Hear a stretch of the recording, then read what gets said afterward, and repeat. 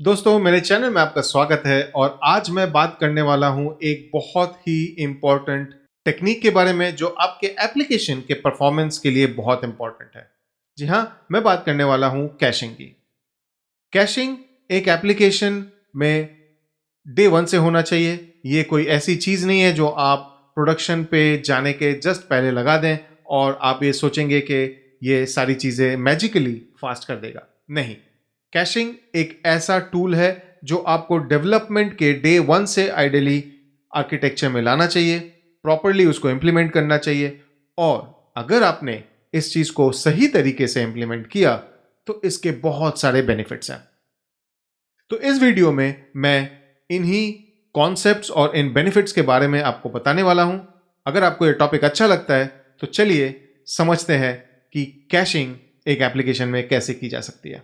तो इसके पहले कि हम कैशिंग के कोड को समझें, मैं चाहूंगा कि पहले हम यह समझें कि कैशिंग है क्या, जाते कि हम सब सेम पेज पे रहें। तो कैशिंग एक ऐसा फंक्शनैलिटी है जो हम यूज करते हैं अपने एप्लीकेशन के परफॉर्मेंस को बूस्ट करने के लिए। बट सवाल है कैसे। तो देखिए, जब भी हम कोई एप्लीकेशन बनाते हैं, जैसे कि मैंने एग्जाम्पल के लिए इस ब्लॉग पोस्ट के एप्लीकेशन को बनाया है, इसमें मेरे पास एक पेज है जिसमें कुछ 10-15 कंटेंट लिस्ट हो रहे हैं। मैं उनमें से किसी एक के रीड मोड पे क्लिक करता हूं तो मुझे वो डिटेल दिखता है, मैं बैक जाता हूं, वापस से लिस्ट मिलता है और ये काफी फास्ट है। लेकिन ये तो मेरे मशीन पे है, अभी एक ही यूजर है जो इसे यूज कर रहा है। तो मेरे इस पूरे मैकबुक के लिए 16 GB रैम पे एक ही यूजर है जो सारे रिसोर्सेज यूज कर रहा है। बट आपके प्रोडक्शन सर्वर का कॉन्फ़िगरेशन इतना बढ़िया नहीं रहेगा। और वो टाइम पे क्या होता है, अगर आपके पास एक की जगह दो, दो की जगह 5, 10 यूजर्स आने लगे, वो आपके एप्लीकेशन को हिट कर रहे हैं, तो होगा ये कि रिक्वेस्ट क्रिएट होगा। Nginx या Apache जो भी है वो रिक्वेस्ट क्रिएट करेगा, रिक्वेस्ट एग्जीक्यूट होना शुरू करेगा, लैरावेल बूटअप होगा, वो क्वेरी करेगा। जैसे ही कंट्रोलर पे आप आएंगे ये क्वेरी किया जाएगा और फिर शुरू होता है डेटाबेस का रोल। डेटाबेस उस क्वेरी को समझ के डेटा आपको फेच करके लाके देगा। उसके बाद वापस से लैरावेल का फ्रेमवर्क उस डेटा को लेके जो भी काम करना है वो कर पाएगा। अब इस पूरे चीज में जो कैशिंग है, उप्स, जो डेटाबेस है वो एक बॉटलनेक बन रहा है। क्यों? क्योंकि डेटाबेस जो है एट द एंड एक डिस्क ऑपरेशन ही कर रहा है। वो अपने इंडेक्सेस को देखेगा, क्वेरी प्लान करेगा, अपने टेबल्स को समझ के वो क्वेरी एग्जीक्यूट करेगा, डेटा रिट्रीव करेगा और फिर एप्लीकेशन को देगा। और इसमें टाइम जाता है। और होता यह है कि आपके पास अगर 5, 10, 15, 20 उससे ज्यादा यूजर्स आ गए तो रिक्वेस्ट पे रिक्वेस्ट आते जाएंगे और ये क्यू में बैठा रहेगा। ठीक है, पहला यूजर, दूसरा, तीसरा, ऐसे करके आपके सामने एक लाइन खड़ी हो गई है, जैसे कि एक ट्रैफिक जैम होता है। और जब तक पहली गाड़ी निकलेगी नहीं बाकी के लोग जा नहीं पाएंगे और वहां पे आपका ट्रैफिक जैम शुरू। बॉटलनेक इसी तरीके से क्रिएट होता है। और इसीलिए एक परफॉर्मेंट एप्लीकेशन बनाने के लिए यह बहुत जरूरी है कि हम ये समझें कि हम डेटाबेस को कैसे प्रोटेक्ट कर सकते हैं। डेटाबेस हमेशा बॉटलनेक बनेगा क्योंकि वहां पे हमारा डेटा स्टोर्ड है। हर रिक्वेस्ट कहीं ना कहीं जाके वो डेटा को हिट करने की कोशिश करने ही वाला है। तो इसीलिए वहां पे हमें जितना हो सके उसको परफॉर्मेंट बनाना पड़ेगा। और कैश यहां पे काम आता है। कैशिंग से क्या होता है कि हम रिक्वेस्ट को रिसीव करते हैं। रिक्वेस्ट डेटाबेस को हिट करने की जगह पे पहले देखता है कि क्या यह डेटा मेरे पास रेडीली अवेलेबल है। अगर है तो मैं उसे यूज कर लेता हूं। और यहां पे कैशिंग के कुछ लेयर्स जैसे कि file system cache, Redis cache, memcache, ये सब काम में आते हैं। इनके अपने अपने इंप्लीमेंटेशंस हैं और अपने अपने एडवांटेजेस हैं।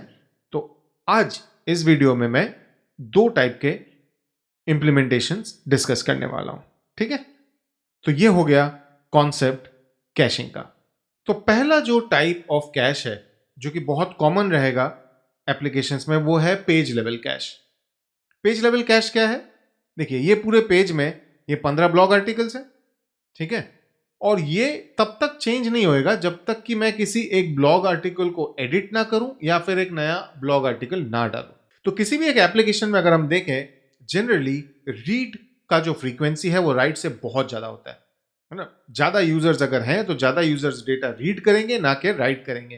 तो हमें ये इंश्योर करना पड़ेगा कि हमारा जो रीड है वो ऑप्टिमाइज्ड है और वहां पे हम ये पेज लेवल कैश लगा सकते हैं। तो हम क्या करेंगे, इस पूरे पेज का जो रिजल्ट है उसको स्टोर कर देंगे। चलिए देखते हैं कैसे होता है। मैं ब्लॉक कंट्रोलर में जाता हूं और यहां पे हम जाते हैं कोड पे। तो सबसे पहली चीज, मैंने मेरे कंस्ट्रक्टर में एक रिपोजिटरी को इंजेक्ट किया है।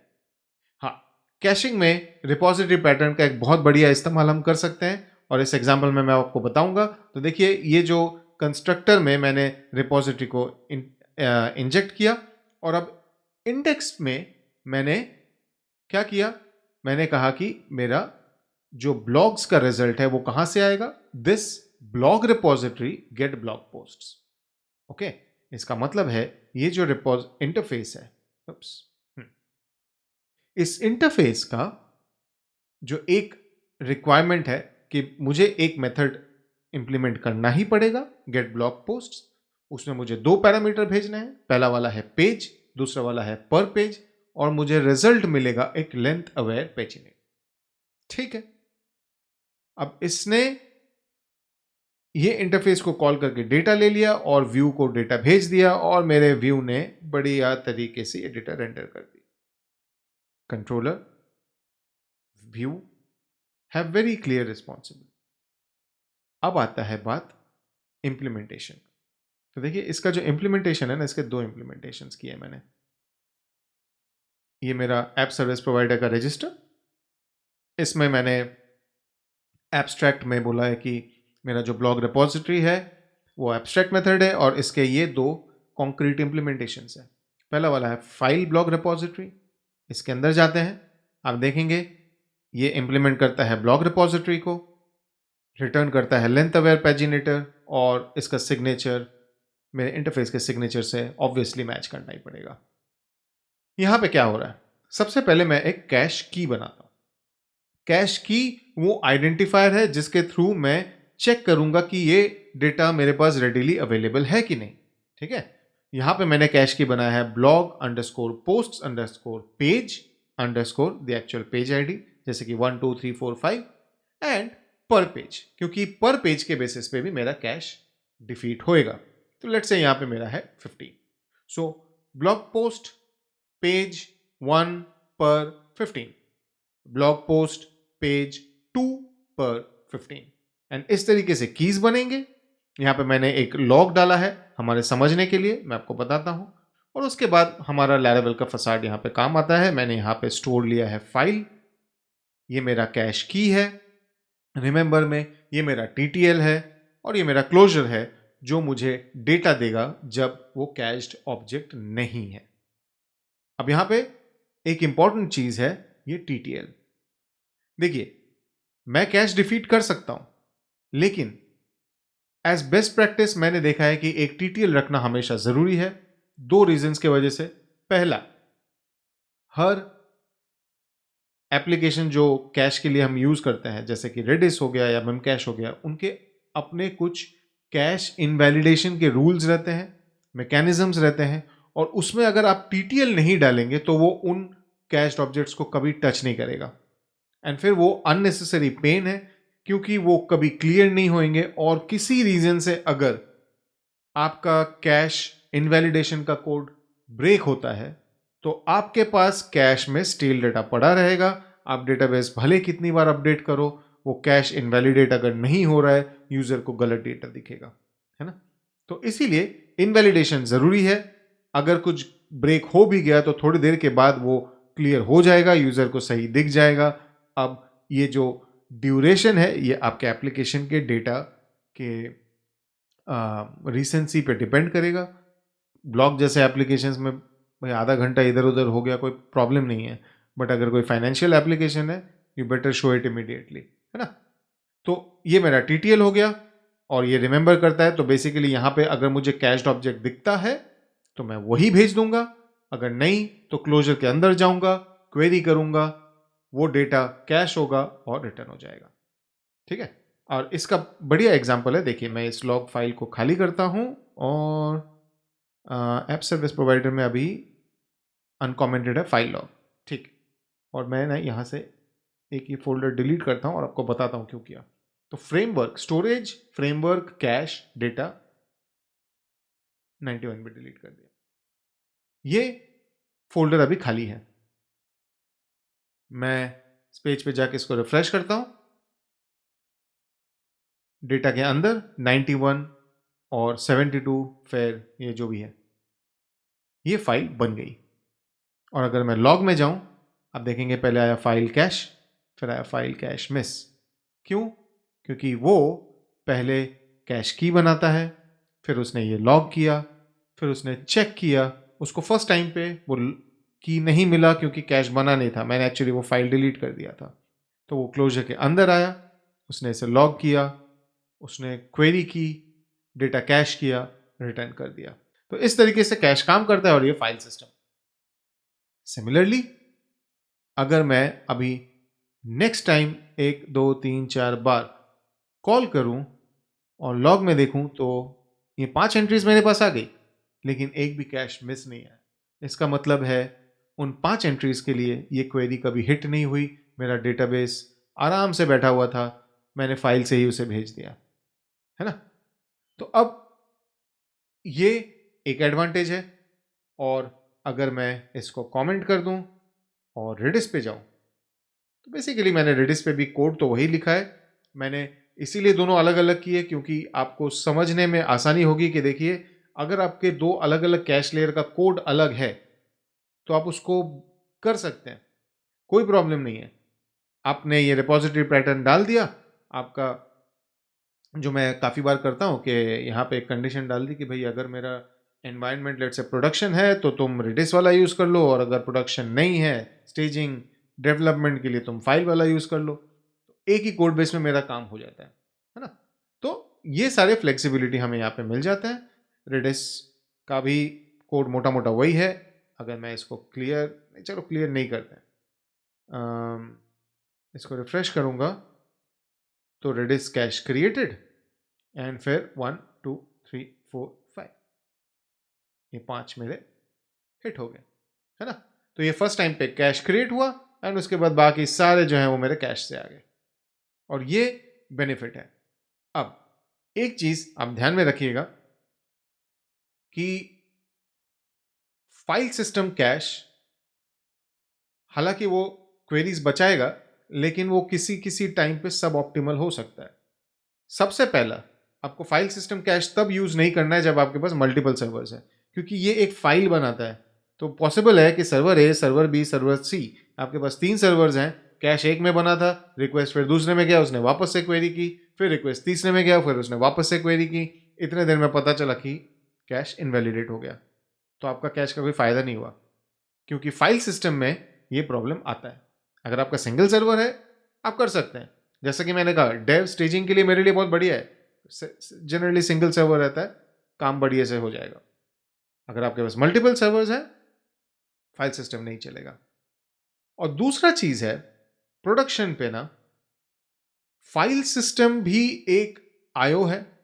ओके, फाइल रीड कर रहे हैं, आप डिस्क को टच करेंगे, डिस्क से आपको रीड करना है, आईओ बाउंड है, टाइम लगेगा। माई सीक्वल भी वही है।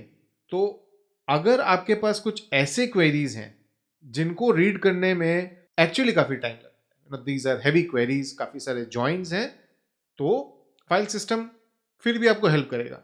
बट अगर वैसा नहीं है, देन आई डोंट थिंक आपको प्रोडक्शन पे फाइल सिस्टम उतना यूज करना चाहिए। ऐसा कोई जनरल रूल और थंब तो नहीं है, बट आपको यूज केस और उसके लिमिटेशंस पता होने चाहिए। तो देखिए, ये है हमारा page level cash. Controller level पे मैंने सीधा कैशिंग का रिक्वेस्ट कर दिया। अगर डेटा है तो request to controller, controller gets the cache, वहीं से निकल गया, डेटाबेस हिट नहीं हुआ। बट कभी कभी ऐसा हो सकता है कि पेज लेवल कैशिंग से ही सिर्फ सारी प्रॉब्लम सॉल्व नहीं होंगी। देखिए, ये तो मेरा लिस्टिंग पेज है, बट जब मैं रीड मोर पे क्लिक करूंगा तभी मेरा डिटेल पेज आएगा। तो ये टाइम पे मैं क्या करूं? तो देखिए, ये टाइम पे इस प्रॉब्लम को सॉल्व करने के लिए भी मैंने शो पेज में एक चीज किया है, blog find by slug cached. ये क्या करता है? मॉडल पे जाते हैं। मॉडल ने पहले एक कैश की बनाया, गेट कैश की फ्रॉम फॉर स्लग। ये कहां से आ रहा है? ये आ रहा है मेरे एक ट्रेड से, हम उस ट्रेड पे बाद में जाएंगे। ठीक है, मैंने ये की बना लिया। अब मैं चेक कर रहा हूं कि मेरे पास उस की का कैश की वैल्यू पेयर है कि नहीं। अगर नहीं है तो वही मैं इसे सेट करता हूं, टीटीएल डाला, क्लोजर लिया, क्वेरी की एंड सेट कर दिया, है ना। बट अगर ये नहीं और अगर ये मिलता है तो मैं यूजर को वहीं से रिटर्न कर देता हूं। तो ये हो गया ऑब्जेक्ट लेवल कैश, क्योंकि अब मैंने एक ब्लॉग पोस्ट को कैश कर दिया है। ये डेटा अभी डेटाबेस को हिट नहीं करेगा, ये कैश में से जा रहा है ब्लॉग पोस्ट के स्लग के बेसिस पे। और अगर आप ये मेरा कैशेबल का ट्रेड देखें, इसमें क्या होता है कि ब्लॉग पोस्ट का जो कैश है वो इनवैलिडेट कब होना चाहिए? Created of a blog post, जब वो ब्लॉग पोस्ट क्रिएट हो रहा है तब वो कैश क्रिएट होगा, अपडेट पे क्रिएट होगा। और अगर वो ब्लॉग पोस्ट डिलीट हो रहा है तो वो कैश डिलीट हो जाएगा। बाकी बेसिकली मैंने कैश की जनरेट करने के लिए ये सारे फंक्शंस लिखे हैं। मेरा जो की है वो कुछ ऐसा रहेगा कि ब्लॉग स्लग एंड देन जो भी उसका से हेलो वर्ल्ड जो स्लग है वो आ जाएगा। तो इसका ये की बन जाता है। ये की लेके मैं उसको कैश कर दूंगा। आप देखेंगे कैश मॉडल जो मेरा क्रिएटेड और अपडेटेड पे चल रहा है, तो ये कैश मॉडल के मेथड को मैं कॉल करता हूं, की लेता हूं, कैश पुट करता हूं, टीटीएल मेरा सेम है, कैश की मैंने किया, value is this model with the user relationship loaded, है ना। और ये मेरा डिलीट के लिए, ये कैश को फॉरगेट कर देता है। As simple as that. और इस तरीके से हमारा जो ब्लॉग पोस्ट है, डिटेल पेज, वो भी कैश हो जाता है। अब इसका एक बहुत बढ़िया एग्जाम्पल मैं आपको दे पाऊंगा। मैंने ये देखा है ड्रूपल में। ड्रूपल का जो कंटेंट है उसमें कभी कभी वो उन लोग उसको नोड बोलते हैं, कंटेंट टाइप्स और नोड्स। तो नोड में कभी कभी बहुत सारे फील्ड्स ऐड होने की वजह से बहुत सारे टेबल्स के साथ ज्वाइन होता है। क्योंकि ड्रूपल काफी फ्लेक्सिबल है तो वो क्या करता है, आपको एन नंबर ऑफ फील्ड्स बनाने देगा। और every field that you create, वो मैंने जिस वर्जन पे काम किया था 7-8 पे, वहां पे वो हर एक फील्ड के लिए टेबल बनाता जाता था। तो जब आप एक नोड को लोड करेंगे, एक कंटेंट को लोड करेंगे, अगर उसके पास 10-15 फील्ड्स हैं तो वो सारे फील्ड्स का जॉइन मारने वाला है। उतने सारे डेटा लोड करने के लिए उसको टाइम लगता था। तो इसलिए ड्रूपल क्या करता था, उस ऑब्जेक्ट को, उस कंटेंट को वो कैश कर देता था, ऑब्जेक्ट लेवल कैशिंग। एंड ऐसे सिचुएशंस में भी आपको ये स्ट्रेटेजी काम में आएगी। अगर आपके पास कोई ऐसा कंटेंट है जिसको लोड होने में आप बहुत टाइम लग रहा है, आपके 300, 400, 500 मिलीसेकंड के ऊपर लगते हैं, तो आप ये चीज इंप्लीमेंट कर सकते हैं, क्योंकि वहां पे आपको वो बेनिफिट मिलेगा। ठीक है, तो देखिए ये था 2 strategies, page level and object level caching, जो कि हमने देखा कैसे हम हमारे रिपोजिटरी पैटर्न के थ्रू पेज लेवल कैशिंग को स्विच भी कर सकते हैं और मॉडल के अंदर हम ऑब्जेक्ट लेवल कैशिंग को ला सकते हैं। जो थर्ड वाला है वो मैं चाहूंगा कि आप थोड़ा सा उस पर ट्राई करें। सिचुएशन ऐसा है कि आपका ये जो ब्लॉग पेज है, डिटेल पेज, इसमें आपके पास एक साइड बार है, उसमें कुछ रिकमेंडेशंस आते हैं तो वो डायनामिक है। आपके पास कमेंट बॉक्स है, वो डायनामिक है। तो आपको ये इंश्योर करना है कि आपका जो मेन कंटेंट है, जो कि काफी हैवी है क्वेरी में, वो आप कैश कर रहे हैं, लेकिन बाकी की चीजें नहीं कर रहे हैं, क्योंकि वो डायनामिक इन नेचर है। तो इस चीज को आप कैसे करेंगे, आप इस पे थोड़ा सा रिसर्च कर सकते हैं। जो टर्म है उसको बोलते हैं फ्रैगमेंट कैशिंग, यानी मेरे एक पेज का एक फ्रैगमेंट जो है वो मैं कैश कर रहा हूं। वो मेरा साइड बार हो सकता है, कमेंट बार हो सकता है, मेरा कंटेंट बार हो सकता है। तो आप ये ट्राई कीजिए। अगर आपको नहीं मिलता है तो आप कमेंट में कमेंट कीजिए फ्रैगमेंट कैशिंग, और मैं उस पर वीडियो ज़रूर बनाऊंगा। मैं देखना चाहता हूं कि लोग वो चीज़ों को ट्राई आउट कर रहे हैं कि नहीं। बट आज के लिए यही 2 स्ट्रैटेजीज था जो मैं आपको दिखाना चाहता था। Page level and object level caching. अगर आपको ये वीडियो अच्छा लगा तो लाइक कीजिए और मेरे चैनल को सब्सक्राइब जरूर कीजिए।